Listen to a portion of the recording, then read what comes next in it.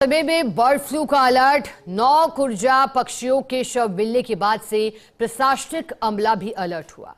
Bhopal lab से report आने के बाद जिला प्रशासन अलर्ट हुआ। बेजगह दोनों सैंपल में बर्ड फ्लू की पुष्टि हुई है।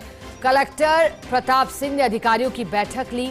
चिकित्सा विभाग, वेटरनरी विभाग, वन विभाग के अधिकारियों से चर्चा की गई है। बैठक में टीमों का गठन कर विशेष सावधानी बरतने के निर्देश दिए हैं। प्रवासी पक्षियों की मौत होने से लोगों में डर का माहौल है। जिला प्रशासन ने क्यूआरटी टीम का गठन किया।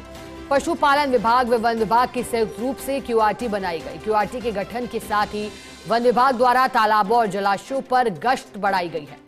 प्रवासी पक्षियों में बर्ड फ्लू का संक्रमण फैलने की आशंका।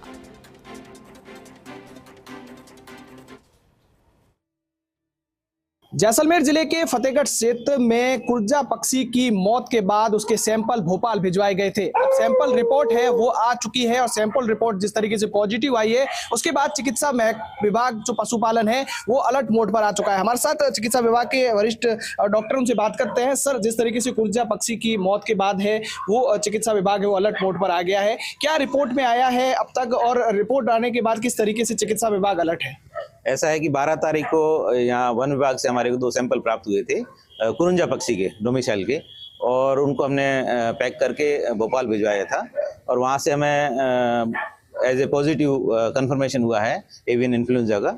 और यहाँ जो जिला प्रशासन और पशुपालन विभाग और पूरा जो प्रशासन है इसमें एकदम उस पर हो गया है मोड पर, और क्यूआरटी का गठन कर लिया है हमने और जिला स्तर पर, और हमने हर फतेहगढ़ है, जैसे फतेहगढ़ जो मेन एरिया है वहाँ पर भी क्यूआरटी का गठन कर लिया है और हमारा विभाग इसके लिए तत्पर है और कार्य कर रहा है। इलाके में जिस तरीके से देखा जाता है उस इलाके में लगातार प्रवासी पक्षी भी आते हैं, तो किस तरीके से है वो गहनता से वो जांच की जा रही है, किस तरह से टीमों का है वो गठन किया गया है?